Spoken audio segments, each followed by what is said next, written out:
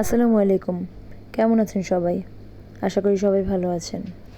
তো আজকে হঠাৎই মনে হলো যে একটু ফ্রাইড রাইস করি সবার জন্য।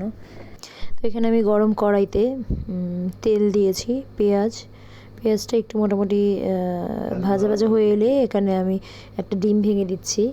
ডিমটা একটু ঝুরা ঝুরা করে নিব। একটু মরিচটা আসলে ঝাল আপনারা যেরকম খান সেই রকমই দিবেন। আমি মোটামুটি ঝাল খাই, খুব বেশি ঝাল খাওয়া হয় না। আর এখানে টমেটো কুচি দিয়ে দিচ্ছি।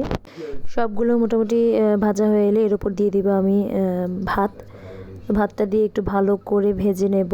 আর আমি এখানে একটু ধনিয়া পাতাও দিয়ে দিচ্ছি। ধনিয়া পাতাটা দিলে ফ্লেভারটা সুন্দর আসবে। আর এই ফ্রাইড রাইসের সাথে খাওয়ার জন্য আমি এখানে চিকেন ফ্রাই করে নিচ্ছি। আমার ছেলে মেয়ে দুইজনই চিকেন ফ্রাইটা খেতে খুবই পছন্দ করে। আর ভাবলাম যে চিকেনের সাথে ডিম ভাজাও হয়ে যাক, ডিম ভাজাটা থাকলেও খেতে খুব মজা লাগবে। তো এদিকে আমি ডিমটাও ভেজে নিলাম আরেকটা কড়াইতে। তো তৈরি হয়ে গেল আমাদের fried rice with chicken and egg. তো কেমন লাগলো আমার আজকের রেসিপিটা অবশ্যই আমাকে কমেন্টে জানাবেন। আজকে এখানেই বিদায় নিচ্ছি।